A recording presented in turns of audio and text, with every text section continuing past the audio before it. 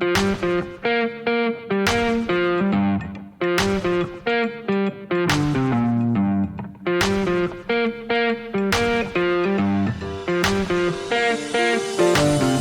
everybody, and welcome to Let's Pod This. This is an emergency pod. I guess we could call this a state of emergency pod. Due to the coronavirus pandemic, as you all know, a state of emergency has been declared at the city, state, and federal levels.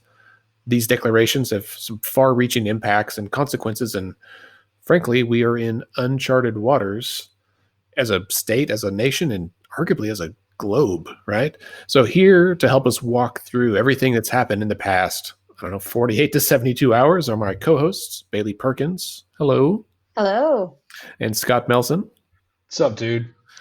What's up, guys? So, and listeners, just so you know that we are again recognizing some social distance. We are using Squadcast, which I just learned about today, to record this from our respective homes. So we have much more than 6 feet of distance. Now, if you hear any dogs involved or children or spouses, that's because we're not in the quiet home of our studio. Our studio had a bit of an eventful night. Someone broke into the building and spent the night in the building and was found... Found unclothed today. It's like, if you're going to talk about it, you got to tell what really happened, which is that our generous landlords, the kindly law firm that lets us have a studio in their space, walked in the office this morning to find a buck naked man wandering around the office and helping himself to some of our bourbon. But he used the glass. He drank. It clearly had some mental health issues, and they did not press charges. They said this is a mental health emergency. But yeah, I guess one of the staff walked in, and he heard her coming, and so he hid in the supply closet. And he said, "Cox Communications," and she was like, "Okay," but I guess he forgot he was naked, and so that blew his cover. Just one clue. He did. He just moved stuff around. Like we have our refrigerator in the closet that we use for our studio, and he stocked the fridge with reams of paper and just moved stuff around, dumped some things out. He unpacked my little roller cart, but it was all on the table. Just things. So I hope he's getting the help he needs. But he found the bourbon. Well, yeah, it's right by the door, but he used the glass, so we'll watch all that. We sanitized everything, but yeah, quite a start to the morning. Anyway, back to the present day and the more pressing issues. So last Friday, that was the 13th, President Trump declared a national state of emergency, which was followed by a similar declaration on Sunday from the mayors of Oklahoma City and Stillwater, as well as Governor Stitt. We are recording this on Monday evening, and so far today, I've seen that the mayors of Yukon and Tulsa have also declared states of emergency. I'm sure many other cities as well. Norman, yes, I'm sure a bunch of others as well. Just the largest cities in the state, and the ones that probably get the press on that. Additionally, late this afternoon, the Oklahoma State Department of Education canceled school throughout the state until April 6th. The Cherokee and Chickasaw tribes have closed their casinos. Most of the casinos in Las Vegas are closed also, for what that's worth. The Oklahoma legislature announced that they are making significant changes to their operations to expedite passage of the budget and other constitutionally required duties.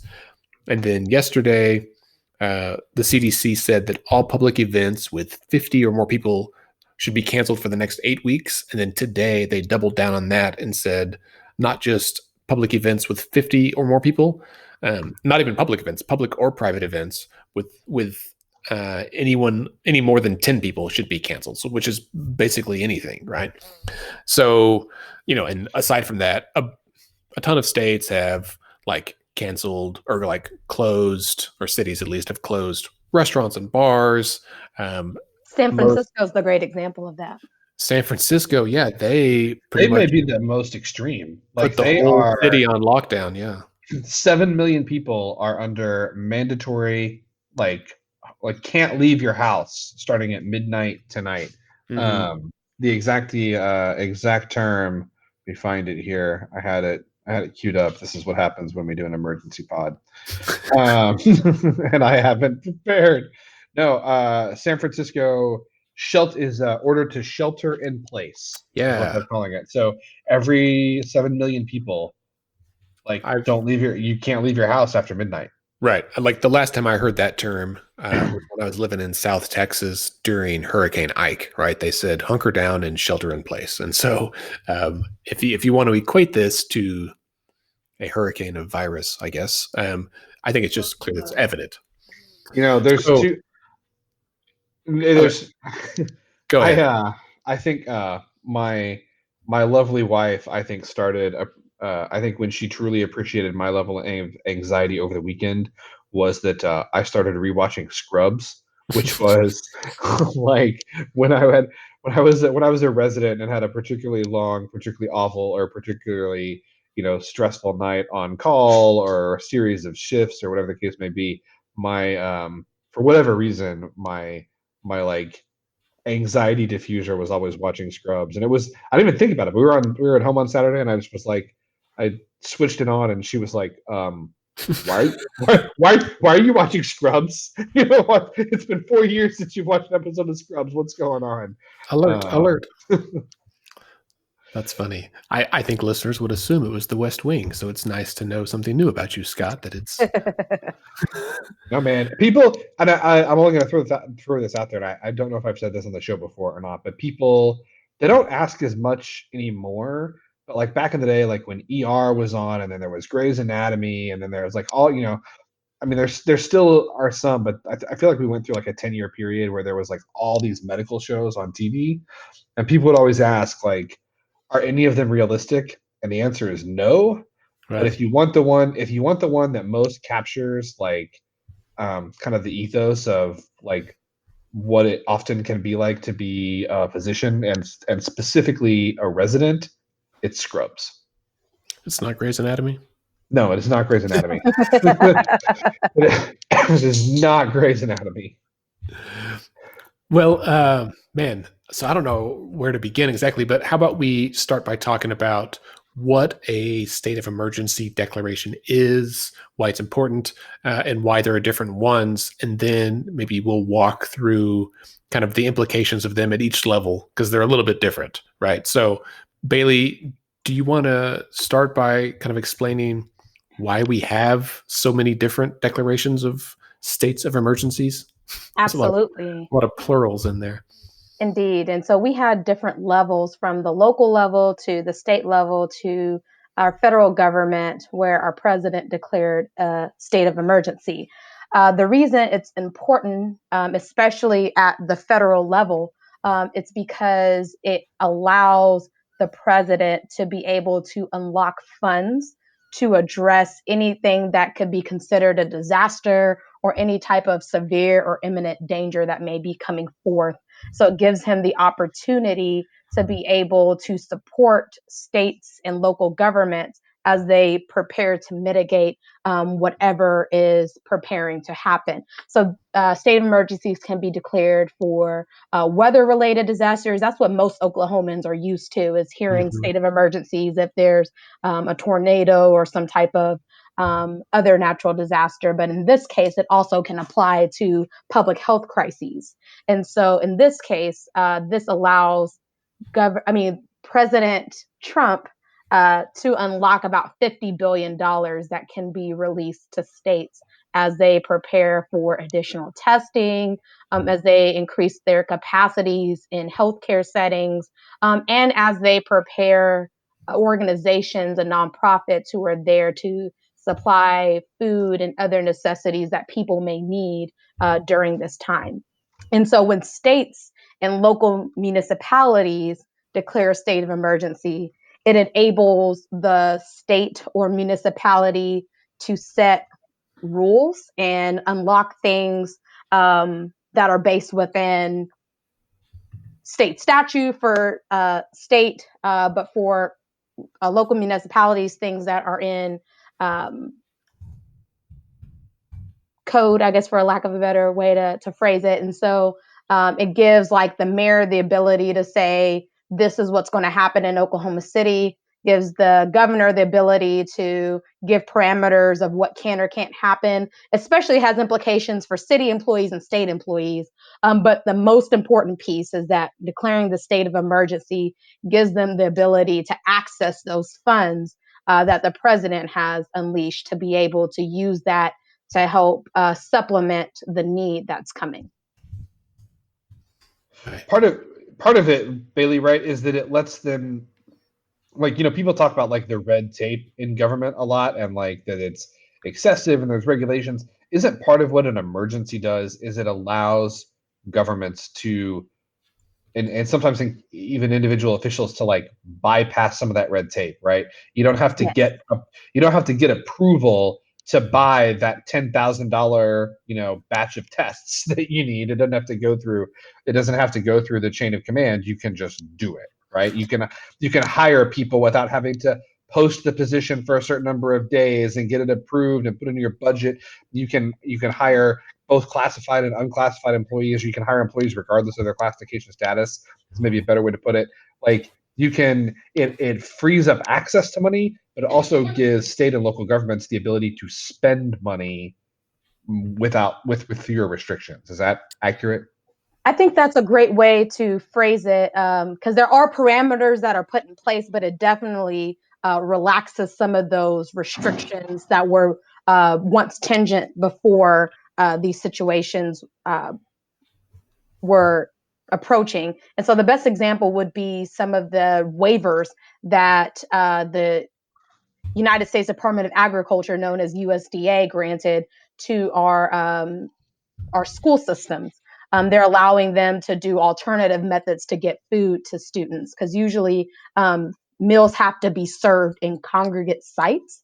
But if schools are canceled and kids can't congregate at school, then how will they get food? And so one example is the federal government allowing states to relax that requirement so that they're still able to meet need in this time of a pandemic. So. Yeah. So, I went through and kind of pulled out what it means at the national level first to talk about specifically.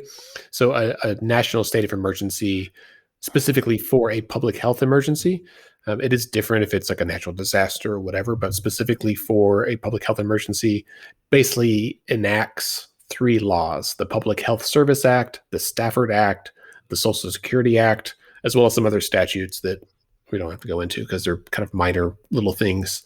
The Stafford Act is the government's main mechanism for responding to major disasters and emergencies.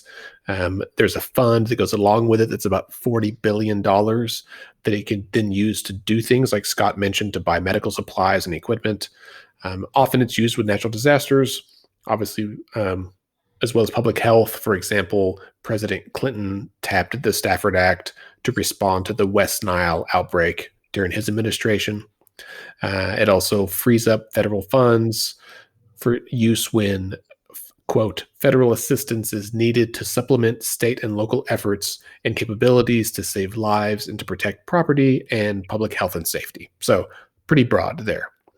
It also empowers the president to this whole thing to direct any federal agency to use personnel, facilities, equipment, whatever, disseminate public health information, do all these things and safety measures that they don't normally do in ways they don't normally do it. It also unlocks powers under Section 1135 of the Social Security Act, which aims to make it easier to get medical supplies and doctors and nurses to where they're needed most. Similarly, this piece of the Social Security law was used by President Obama to address the H1N1, also known as the swine flu. So, as you guys have already said, like, it's basically a way to unlock some money and to make it easier to spend. Scott, you mentioned like buying supplies, and this afternoon in the White House briefing, and I appreciate that they've been doing, I guess, daily briefings even on weekends, right? Wait, what? We're back. Yeah. We're back to daily briefings from the White House? I think so. Yeah. Surprise. All it took was a global pandemic. I forgot that it stopped. So during that, someone asked the president, and there's 6 or 7 people involved in these briefings, in addition to the president. But someone asked him, what about tests? How many do we have? How do we get them? And then, and specifically, what about ventilators, respirators, masks, all those supplies, right? But specifically vents and respirators. And the president said, hey, listen, like, we've ordered a bunch. They're on their way. Like, of course, he's like, we've ordered more than anybody. We've got a lot, very many. They're all coming. All the ventilators. He didn't say how many, but he said, we've ordered a bunch. However, he had a call with, I guess, all the governors today and basically told them, if you've got a way to order them, go ahead and do it, because you might get it quicker rather than going through the federal government's red tape or waiting for them, which I think is a very smart move, if true, big if true, because we've all worked with government in some capacity, and we know that you run it up the chain and it may come back down the chain, but it can take weeks sometimes, right? And someone may mess, like, that person may get the coronavirus and drop the ball. And so if you want to ensure that for your state or your jurisdiction that you are getting the supplies you need, just go ahead and do it. And I think, for one, that allows the flexibility for states to, like, call up, Cardinal Health or Henry Schein or whoever their supplier is and order that stuff directly. Because if the warehouse is in their state, like, you don't want to get it shipped to DC just to ship it back to you. Like, let's get it here now. Yeah, I think this is important because, it's important because it's very, I think, good policy. That's obviously the most important. It is interesting to me what a marked shift in tone we had from the president today versus what we've had from the president up to now, right? Like, it was just interesting. I don't know what has happened to kind of change his perspective on, or at least seem to change his perspective on how serious a crisis this is. But it seems to me like it's shifted, and that's refreshing. Well, there's even a Newt Gingrich editorial from Newsweek where he talks about his time in Italy, because he lives in Italy now, where he talked about how... And who knew that? What a surprise. Right? Who would have known that? But where he's talking about how these reports aren't fabrications from the media that is really as severe as they're being talked about, and how America's making the right moves by taking it seriously. And so it seems like we're rising nationally. We're rising above any type of partisanship and really looking at it as the public health crisis that it really is. Coronavirus is not a member of a political party. So let's move down to the state level then and talk about specifically what the governor's executive order, which was Executive Order 2020-07, issued March 15th. What that means. Better late than never, but it finally happened. Preach. So it was down to just Oklahoma and Maine, right, that were the last two to declare this, and they both did it yesterday. I haven't looked to see specifically what time that happened, but it was down to the wire. And we were either 49 or 50, so maintaining the status quo here in Oklahoma.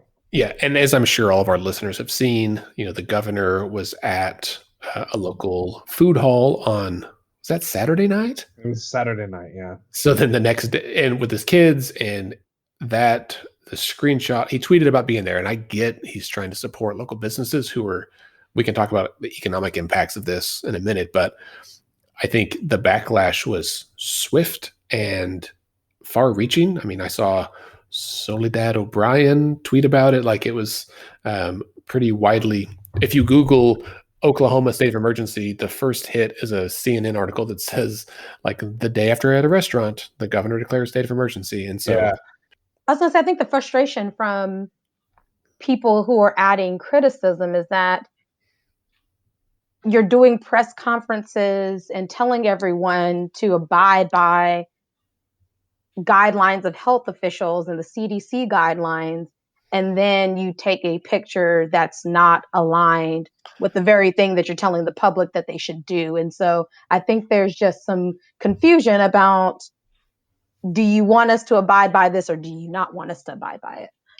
And not only that, but even after like all of this backlash, his spokesperson responded in an email on Sunday and said, we're going to keep living our lives. We're going to keep taking our family out to dinner. We're going to keep going out to shop. We're going to keep doing these things that we do.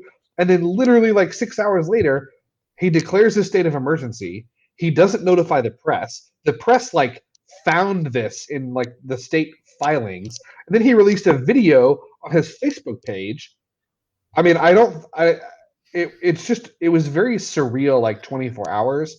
And I mean, to signify like how big of a deal this was, not only was Soledad O'Brien and Chris Hayes and Rolling Stone and like everybody and their mother talked about this on Twitter Saturday night, it was a question in the White House press conference today. The president of the United States was asked, what do you think about the governor of Oklahoma tweeting from a restaurant a selfie on Saturday night saying, hey, it's packed out here, life is good.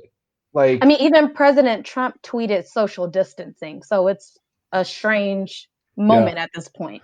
It is. Well, and the president's response to that question, Scott, was that things not very severe in Oklahoma. They don't have very many cases. I don't know about that.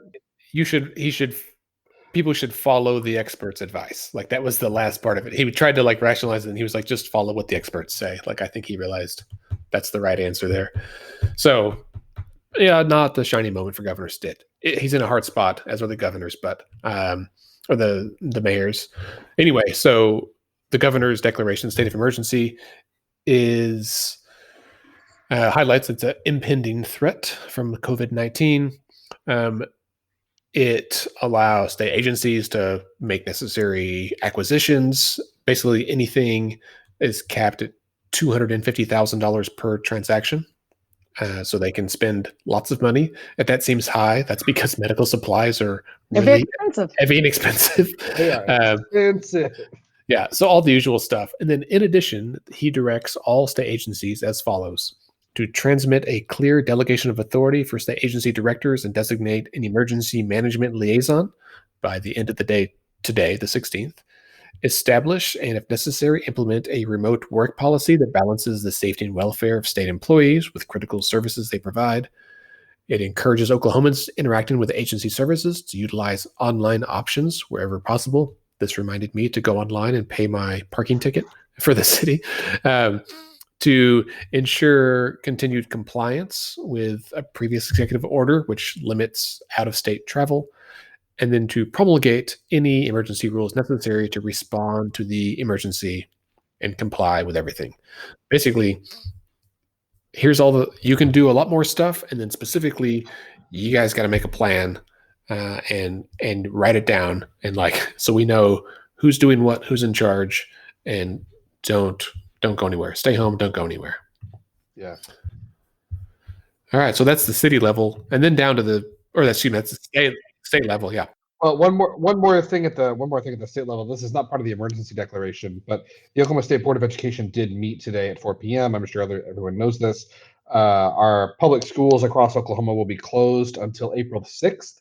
I left my crystal ball glasses at home today, but I think it may be longer than April the 6th. We'll see.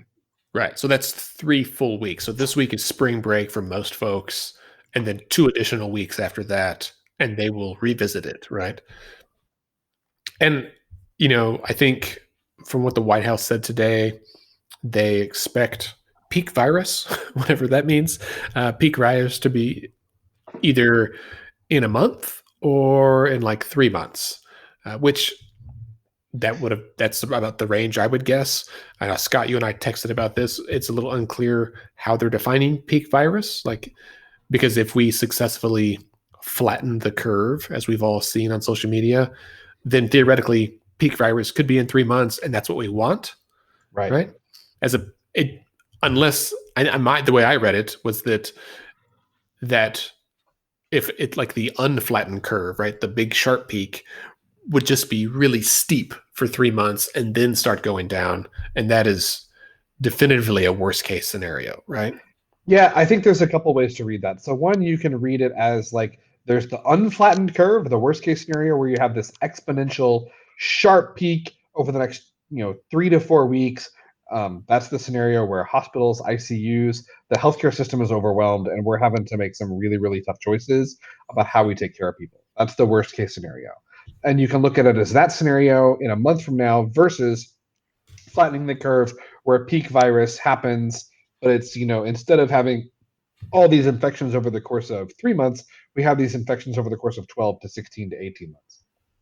I think one other way that you can take that as well, though, is to say, okay, there are some folks, and this is not, I want to be clear, I don't think that there is data for this, or like if there is data for it, I haven't seen it. But the folks that are talking about this are not like quacks, right? Like these are hypotheses that are reasonable. There is a thought that even if you flatten the curve, we might see peak virus in about a month, because as we get into later spring and early summer, many of the natural conditions that predispose to viral transmission will start to get better. And so there is one thought that you could kind of flatten the curve, but also see viral transmission start to diminish as we get into the summer months because of changes in the weather, people's activity patterns, et cetera, et cetera. So, like, from the comments of the press conference, I don't think it's clear which scenario they're talking about, but I think there's more than one. Does that make sense at all? Yes. I mean, I think the takeaway is that they don't know what the hell to expect, and we're just all trying to plan for the worst case scenario in hopes that we can avoid it. Yeah. Well, and speaking of that, as we talk about the local state of emergencies and local policies that have been put in place, I just saw a post by the vice mayor or councilman, Stephen Tyler Holman from Norman, and he just posted about recommended amendments for the city of Norman, declared by Mayor Bria Clark. These regulations would help reduce the spread of coronavirus, and she's looking at starting effective 8 p.m. on Wednesday, March 18th, to have a prohibition on dine-in services for restaurants with no restrictions on drive-through, drive-in, takeout, or delivery, and closures of bars, lounges, taverns, private clubs, gyms, health studios, theaters, and commercial amusement facilities. So they're going to be discussing this in a press conference tomorrow at 3 p.m. on Tuesday, March 17th, tomorrow at City Hall. So that's the first of the massive restrictions that we're seeing in other places across the country. So, and I would encourage listeners, you can do this on your own, right? And I'm sure most of our listeners have seen this, across the state. Things, Oklahoma City and Tulsa, events are canceling, venues are closing. A lot of restaurants are pivoting towards those kind of takeout or drive-through. My wife and I had this discussion last night, and I shared it on Twitter as well, that we have a lot of friends that work in the restaurant industry, family as well, and I'm trying to find ways to support them.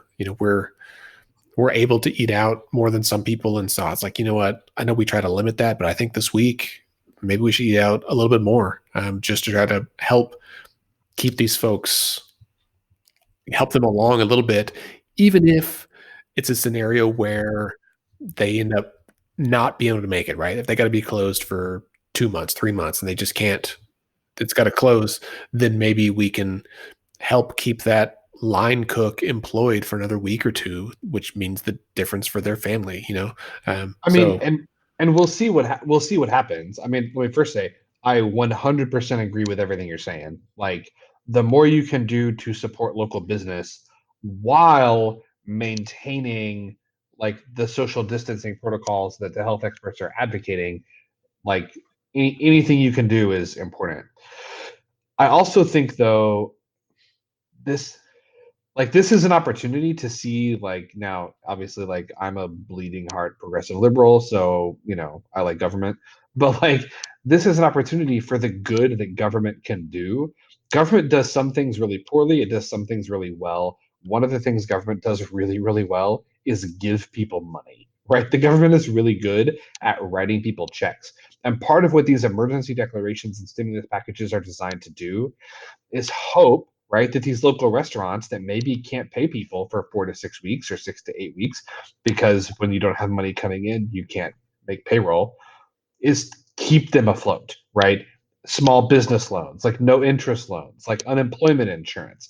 Like, this is where we need our government to step in and take care of businesses, but by taking care of businesses, take care of people.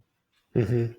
Well, and I think this will be a great time to mention that Congress a few days ago passed a bill that would help with the emergency coronavirus relief.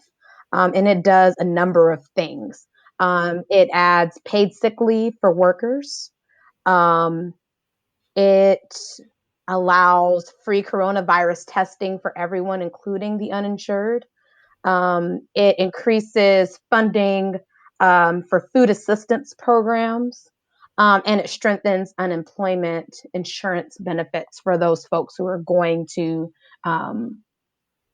experience being furloughed or lose their jobs in this season where the economy isn't going to be as strong as it had been. And so that bill is now on the Senate side waiting for an opportunity to be heard over there. And so we'll see if that piece of legislation at the federal level moves, because if it's signed into law by the president, then that'll be a huge win for workers, and will provide relief for a lot of people during this time of uncertainty. Yeah, I saw Mitt Romney tweet today that he thinks the government should give every adult $1,000 a month until this ends, right? Which would be similar to what they did after the Great Recession, right? How long ago was that? 10 years ago? Did he endorse Andrew Yang? I didn't. We got a UBI policy. When did Mitt Romney endorse Andrew Yang? I missed it. Universal basic income. Here we are. But I think that's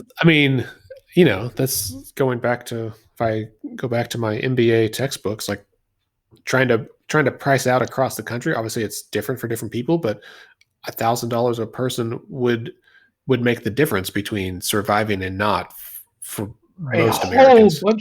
A whole bunch of people. I mean, studies have shown repeatedly in recent years that, like, when if you define poverty, and I mean, I don't know if this is a reasonable definition or not, but there are a lot of studies that do this.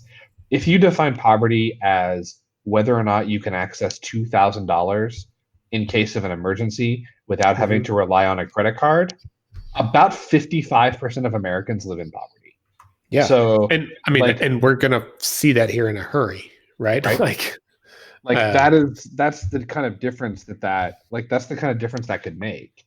Well, we're already seeing it at the top with the Federal Reserve dropping about 1.5 trillion into the economy to help provide businesses and corporations with relief. And so we definitely need to see it on the bottom rung as well for everyday Americans to also have that relief that's necessary.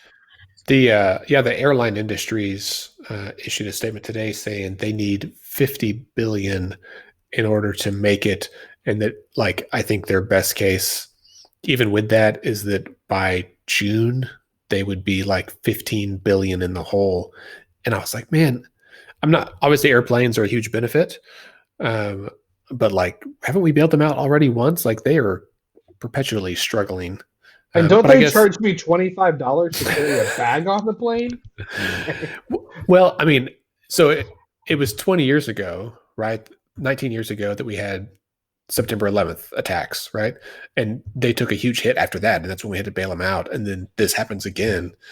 Two things in 20 years is perhaps remarkable, but perhaps it's the new norm. I mean, it takes 2 dots to make a line, right? And so we've got 2 dots.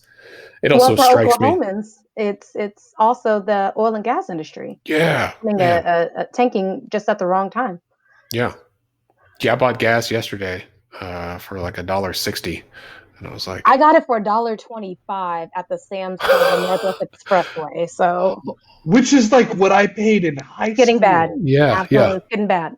Yeah, and speaking of 20 years ago. It was bad. Hey.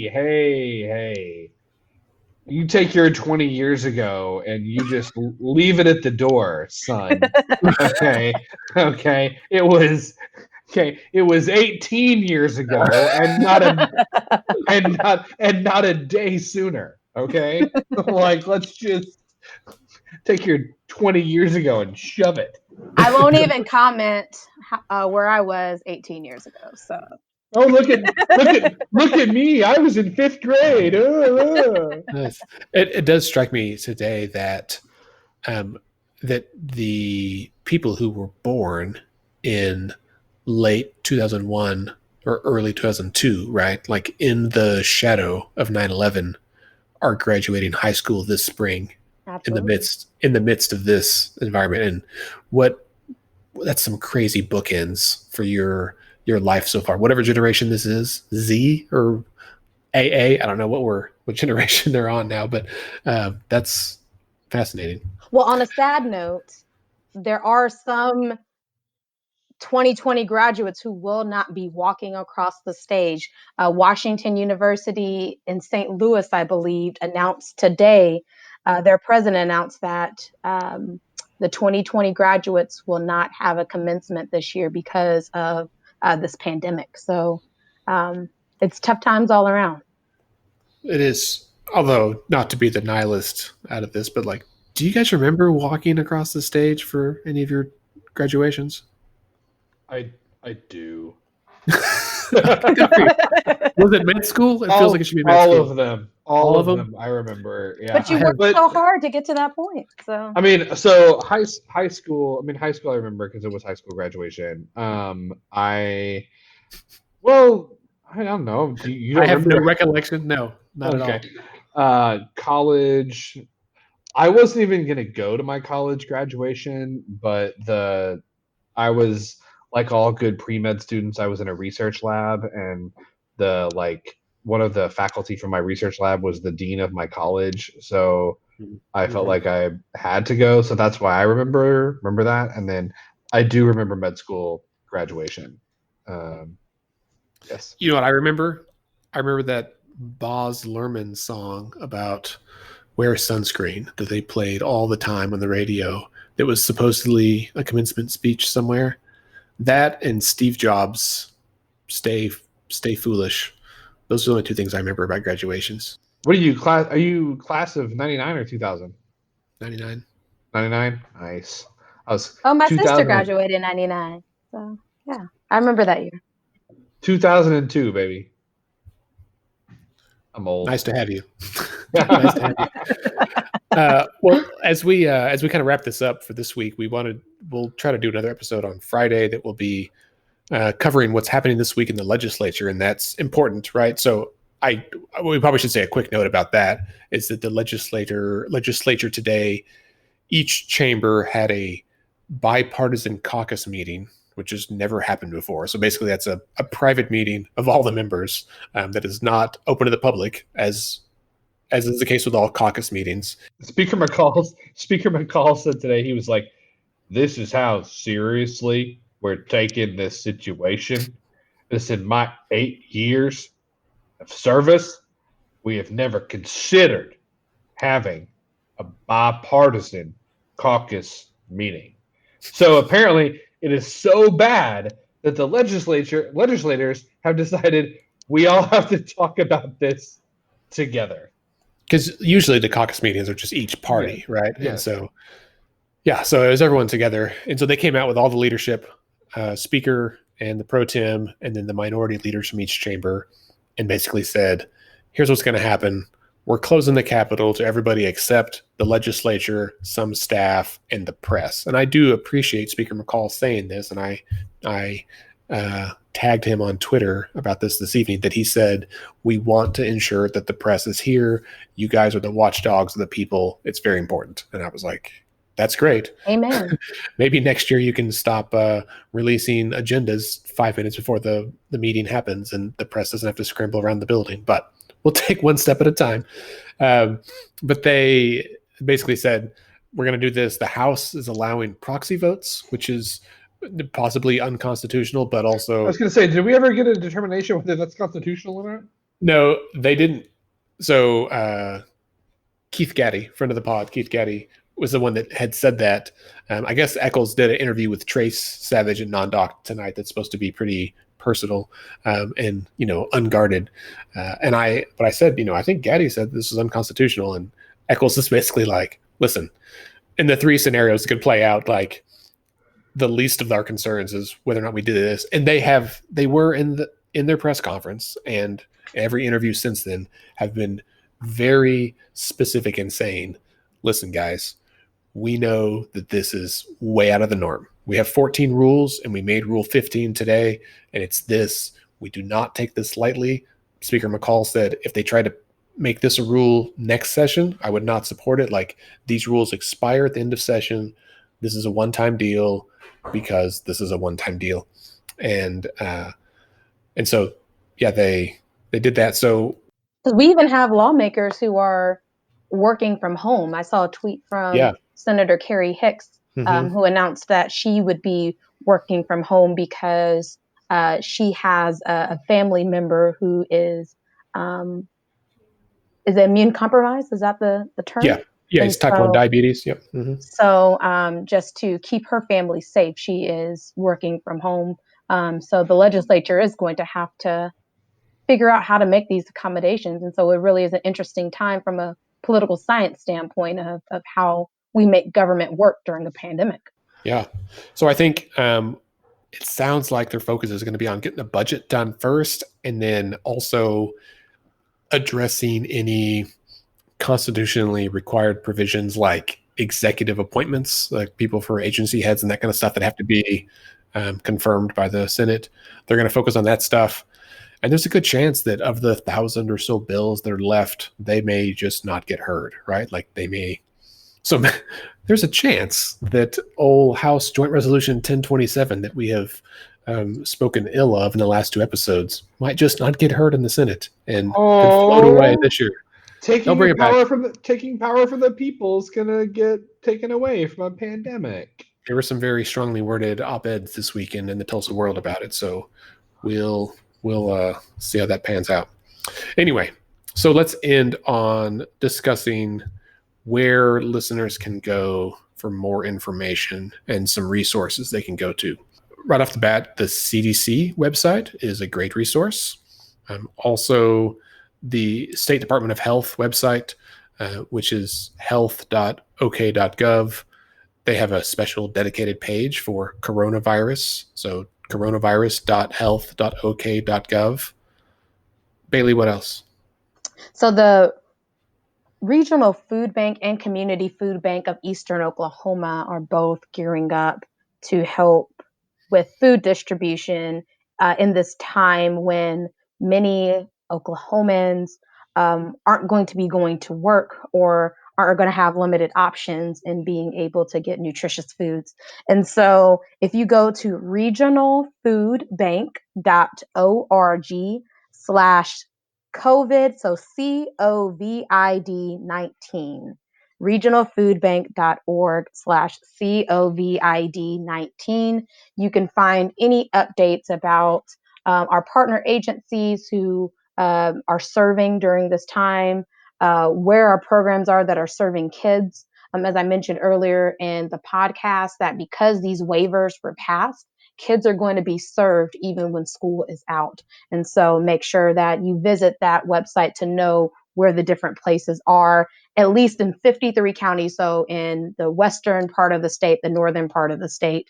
For the eastern part of the state, you want to visit okfoodbank.org because that's where information from the Community Food Bank of Eastern Oklahoma is going to be, to where you can get all the updates about how we're serving. But most importantly, giving during this time is the best way that you can contribute. So if you want to contribute to each of those organizations as we distribute out food to our neighbors, you can give online at either of those websites. Yeah. Scott, do you want to talk about news coverage? Yeah, I mean, Scott, this is the fourth week Scott's been coughing. This is not a new cough. Right. I still don't have coronavirus. So it's important. I mean, watch your local news, right? Also watch your national news. Make sure that you're kind of staying up to date with what the latest recommendations are. Be checking, News OK, Tulsa World. Lots and lots of websites have no paywall for their coronavirus coverage. Honestly, I would hate to advocate anybody ever get on Twitter, but if you're on Twitter already, you can find a lot of hysteria there, but you can also find some good information. The last thing that I would say, but don't believe everything you read on there. Someone was retweeting somebody the other day, and their account was created in January, and they'd only tweeted like 18 times, and they were saying that they were expert on something, and I was like, I'm going to guess not. Well, and the two sources that I would trust the most are the Frontier, because they are doing some incredible coverage right now. Yeah, 100% agree. And non-doc.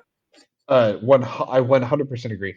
I would also say, though, just a couple things to remember. And I don't say this lightly, but this is just important to kind of bear in mind. This is a really scary time for a lot of us. I think it's probably. I think if you're not scared right now, you're probably not paying very close attention. It's scary if you're a potential patient. It's scary if you're a doctor or a nurse practitioner or a PA or a nurse or anybody who sees patients. If you are worried that you're sick, your first move should not be to go to the ER. It should not be to go to urgent care. Honestly, it shouldn't be to go to your doctor. The first thing that you should do if you're worried that you're sick is call your doctor and talk to your doctor or talk to their nurse, explain to them what your symptoms are, and find out what you should do next. One thing that is important to remember is that a huge percentage, something like 80%, maybe 85% of folks who are infected with coronavirus and develop this syndrome are going to get better. And they're going to get better with no treatment. They have a mild illness that lasts several days, and they can recover on their own at home.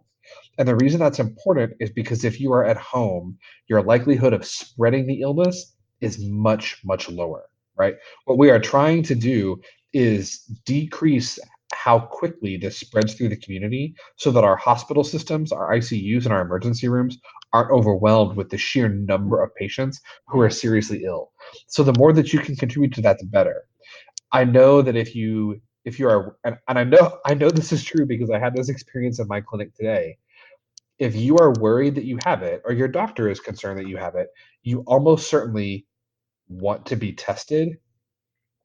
I think from a public health standpoint, the more people we test, the better. However, the facts are we don't have that capacity right now. We're being told that it's coming.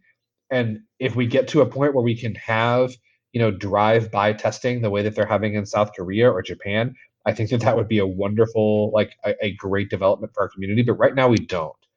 So if your doctor tells you, hey, your symptoms are consistent, your symptoms sound like they're mild, they're not progressive, the best thing for you to do is stay home and keep us posted if you're getting better or getting worse. Please listen to that. Please trust your doctor, trust the nurse practitioner, trust the PA, whoever it is that you're seeing, and listen to the advice that you're giving you. I promise if they're telling you to stay home, it's not because they don't want to see you. It's not because it's not because they don't want to see you. It's not because they don't think you're sick. It's not because they don't think it's important. It's because the healthcare system is in the process of absorbing a huge amount of patients with limited resources. And we have to try and use those as best we can. Does that make sense at all? Makes sense to me. Mm-hmm. Thank you for that guidance, Dr. Scott. I do what I can. All right. Well, on that note, we will end this emergency pod, and we will be back later this week with our regularly scheduled episode, specifically focused on whatever happens in our state government. And I'm sure there'll be some sort of coronavirus update with that for whatever we have. So thanks for listening. Stay safe, wash your hands, and have a good week. Bye.